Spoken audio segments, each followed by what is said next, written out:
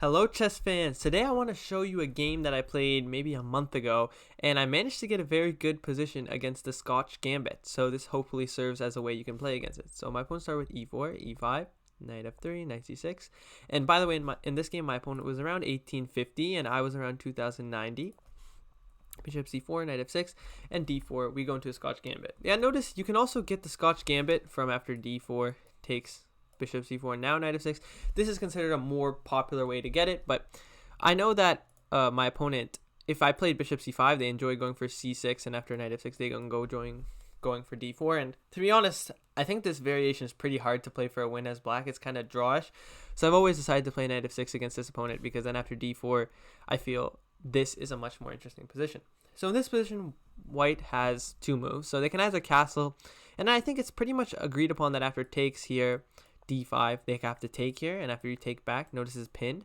We go knight c3, and we can't take because this is pinned, and this is also pinned. So what we have to do is go either queen h5 or queen wherever. You can go a lot of places and it's equal.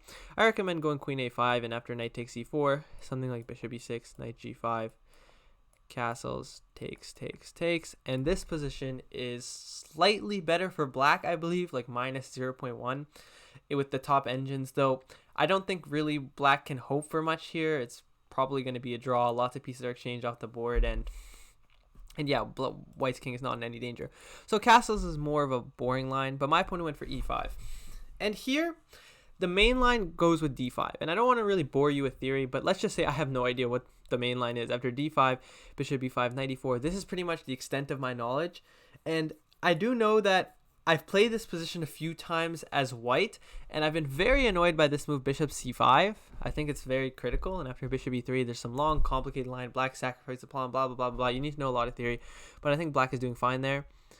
But instead of learning all that, I decided to play maybe a simpler line that most people think is a blunder, which is knight g4. And here, as you can see by the arrows, white has pretty much two moves.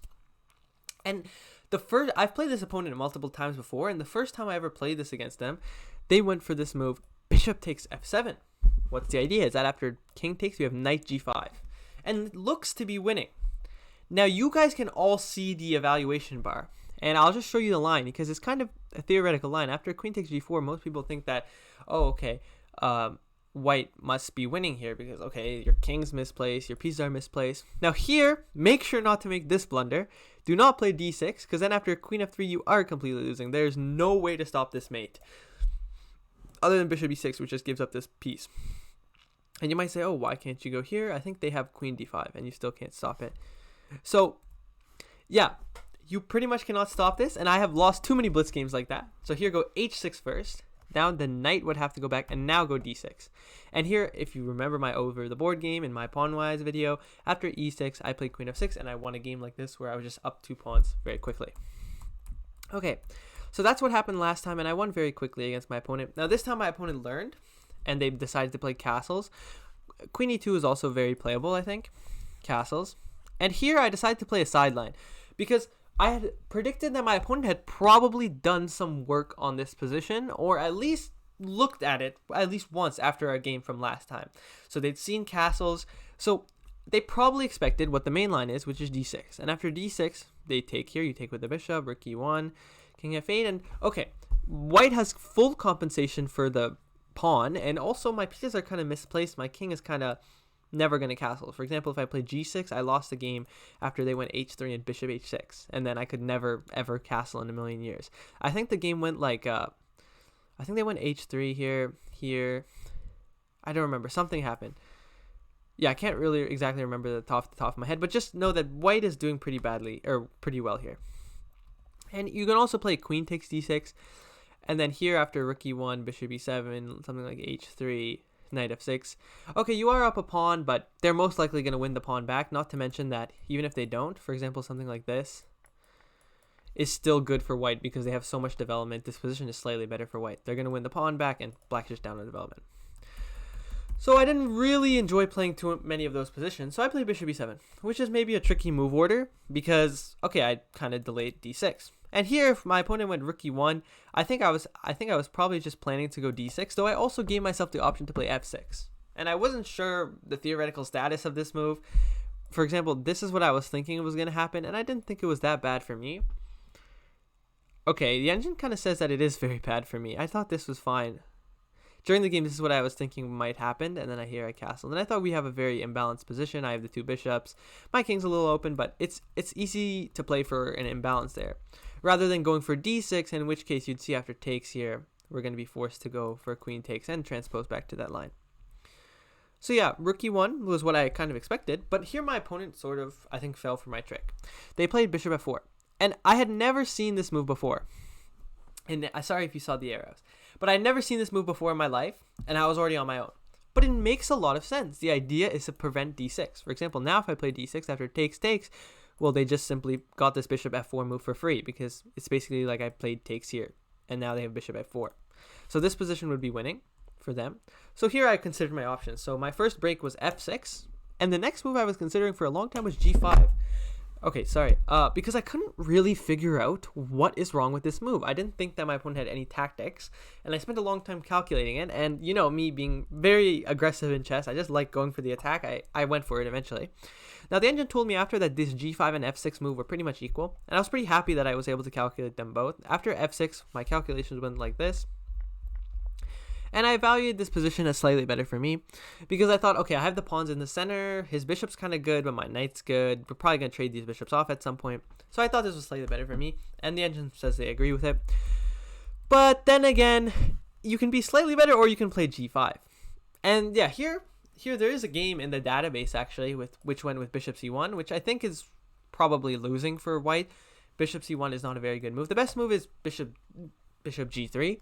And actually, bishop c1 is playable, just not the best. So bishop g3 is the best move. And on bishop g3, I had calculated that I was going to go h5, here, takes. And now, okay, I lost a pawn, but he has these tripled pawns, so I'm not really down a pawn. And here, okay, so the engine says that d5 here should be winning. I was never going to go d5. My whole plan was to go d3. Very, very, very nice move. And you might say, what's the idea? The idea is I want to go bishop c5. For example, if takes here, bishop c5 is already winning the exchange. So they'd probably have to take here, in which case I was sort of calculating d5 now because I've opened some lines. Now I still have this check in the future, and I'm thinking about here and then going bishop c5 because now the knight would be pinned. I could take here. So this was my idea, but he didn't end up going for that. Instead, he went for the move knight takes g5, which I had calculated to be a blunder. And as you can see by the engine, it is completely losing. So white to move here and win. Or sorry, black to move here and win. And yeah, your opponent has a line to go into an endgame down a pawn. My opponent missed it in the game, and they thought they had more counterplay in another line, but they didn't. And yeah, I ended up getting a very good position. So yeah, pause the video if you haven't. The move is not takes here. Takes here would be a huge blunder on account of after queen takes d4, you're attacking this and you're defending this. And we basically just traded pieces, and white has won this pawn. For example, some of you may have thought you have d5 here, but here they can get out of the way of this attack and simultaneously take a piece. So after something like this, the endgame is roughly equal, white's slightly better.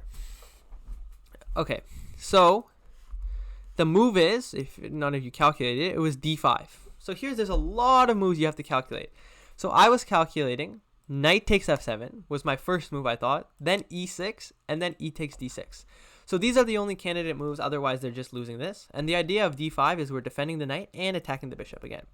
So my opponent ended up playing this, but let's go over the other moves. So e6, I believe, was the best move, and my opponent unfortunately missed it. I thought it would have made the game really interesting. So after bishop takes g5, takes here, I would have had bishop takes e6, takes, and okay, maybe just take here. The engine recommended not taking here. But yeah, maybe takes here, and takes here. And notice we would get the same endgame as before, except white does not have this e5 pawn, and we have the move bishop e6. So now black's winning, but this is the best that white could have really done. Black's up a pawn here, but I think it's kind of hard to develop. I mean, I have to go king d7, and then the rook comes to e8. It's very difficult. White might even win this pawn. So I don't believe this is clear at all, and this is definitely what my opponent should have gone for. But instead of that, my opponent saw this line, but they thought they got more counterplay with another line. Next, let's talk about knight takes f7. So it looks ridiculous at first, and after it takes here, I think, I'm trying to remember what exactly was the problem. Oh yeah, I think I was worried originally about queen here, but then it took me a second to realize that after takes here, there's no winning discovery with the bishop. So this was not that difficult to calculate, but e6 was definitely, I didn't fully see the line until I took a lot of time, and I spent around 30 minutes on this move. And my opponent played here, and this was one of the options that I was quick to calculate because it's all just forcing. So we take here, and okay, so they don't really have an option. Now the engine says that, okay, you have queen e2, queen e1. I don't really understand any of these moves, to be honest. I was expecting what my opponent played, king f8, and yeah, here I thought my opponent made a big mistake. I thought my opponent was definitely going to go here, and after here they were going to go bishop g3. And I thought this made the most sense because, okay, they keep the pieces on the board, and okay, I don't really have any attack. Now, okay, here I have h5. I didn't really see that, but I think my opponent's next move, queen f3, is, yeah, it was a huge blunder. It wasn't really much they could do, but after takes f4 here and queen f6, notice that we're attacking the queen, and if the queen goes too far, like if the queen goes to c1, we mate them, and if the queen goes anywhere else, we're going to take this pawn, and they have no counterplay, so they have to take and take here. So now, if we take stock of the position, I am literally just up a full piece. And here, I really do not enjoy the way I played this. Now, just take a few seconds, because this position is far from easy. It's -5, but it's not easy at all, and I think my opponent put up excellent resistance from this point onward. So the move, if I had this position again, I think the move I would play is knight e8. And the idea is just to take the pawn. And I need to get rid of this pawn as quick as possible. So, yeah, I completely missed that I should get rid of this pawn, and it ended up being a thorn in my position. So I went bishop f5, attacking the pawn, knight a3, and already here I was kind of worried because I was like, oh, he's kind of threatening to get in, knight d6. So, okay, so I went a6, and a6 needed a lot of calculation. And I'm trying to remember why. I spent a lot of time on a6. Okay, it's because I was worried about the knight coming here somehow. But how does the knight come there? Yeah, I'm not really sure what I was too worried about. Oh yeah, I think I was worried about bishop d3. For example, after bishop takes d3, he can go knight c4 here. Yeah, but here he can't even defend that. So I'm not really sure what I was worried about here. But yeah, I spent a lot of time on a6. Rook c8 was the other move, but after knight b5, a6, knight d6 would actually be losing because he's forking us, and you're losing here. Okay, so a6, and here my opponent went f3. I thought the engine doesn't like f3, but I think it's a brilliant move. You stop my pieces from coming in, and you create squares for your king. It makes a lot of sense to me. So you're also threatening g4 because my bishop wants to stay on this diagonal, but it also wants to stay on this diagonal, and the only spot I can do that is from is f5. So I thought, okay, let's go h5 to prevent here. And here my opponent went b5, b4, and yeah, I think actually simplest enough is just to go here, and after b5 takes, something like bishop takes c2. Just stone cold, like this knight can't move. Probably the easiest thing I could have done, but I missed that. Instead I played b5, which allowed unnecessarily a lot of complications, and here my opponent decided to sack. And yeah, here for some reason I completely missed that this pawn was hanging. I had some sort of dream about like this pawn promoting. I was like, okay, if I go here, he promotes somehow. Yeah, I'm not really sure what I was thinking. I think I thought he had knight a7, and if I take with my rook, he promotes. But if knight a7, I can just take with the knight. So yeah, I completely missed that. But yeah, here he had a lot of counterplay, and this was not really easy whatsoever. So I went knight e8. I'm threatening now to take this pawn in some positions, and I'm going to go rook c8 next and pick up the pawn. I'm also threatening the pawn on b4. If I grab b4 too quickly, I think my opponent can have like here ideas. So I wasn't really trying to do this too quickly. Plus knight d6, it gets really unpleasant. So here my opponent sacked, which is kind of what I was calculating, but he traded a bunch of pieces when I'm up material. And yeah, here you have to calculate which pawn to take. I think this pawn is clearly much better to take because this pawn is not going anywhere now. So knight takes d4, takes here, and yeah, here now I'm just up a rook. My opponent has 3 pawns for it, but the 3 pawns won't last that long. And yeah, here I'm not really happy with the way I play this endgame. I mean, I spent 20 minutes calculating moves here. I was like, okay, I'm gonna go rook hd8, I'm gonna go whatever. But then eventually I was like, okay, you know what? Eventually he's gonna move this rook, and I'm gonna have to move this knight. So I might as well move it now so I don't get checkmated. And here, just don't play like a move like king b6, because then, I don't know, it just gets more annoying after knight d6. So instead I played king d7, and here there's still chances of blunder. For example, here would blunder rook d6, and now this is a draw. And okay, here would blunder this, knight c7, and now I think you might even be losing. Okay, so king f2, and rest of this game was pretty just clean up. All you got to do is just threaten the pieces as well as trading pieces. So my opponent couldn't trade any pieces, so they have to play moves like a4 and then give up more stuff, and just make sure you don't blunder mate. Yeah, here I think I had knight d8 and then knight e6 would have been mate, but so they'd have to sack something, but yeah, I didn't see that, so I just went rook a5 trading rooks, and okay, it's an easy win from here. Eventually what's going to happen is I'm going to sack the rook for the knight, and yeah, here they allow me to pick up the pawn for free, and then I'm going to sack the rook for the knight, and then win the king and pawn endgame. One thing you do have to be careful of is, for example, if takes here, like here, there is some endgame, like with the pawn on f6, where I think it's a draw. I'm trying to remember where it is. Okay, maybe it's not this one. Yeah, okay, I'm not sure, but there was some endgame here that I had to be careful of was drawn, but yeah, okay, I'm not going to draw up a rook, and here I just decided to do the king opposition and eventually mated them with the help of the knight. So yeah, I feel like this was a pretty illustrative example. Oh, did I have the... Oh yeah, no, sorry, I had the engine on the whole time.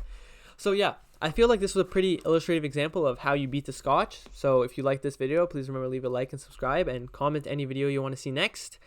I'm going to be honest, recently I've just been playing games a lot, and those videos are doing really well compared to my other ones. So I'm not sure how many people appreciate analysis, because I guess the suspense of a game, like you don't know who's going to win, is more entertaining. So yeah, let me know what you guys think in the comments, and I'll see you guys in the next one.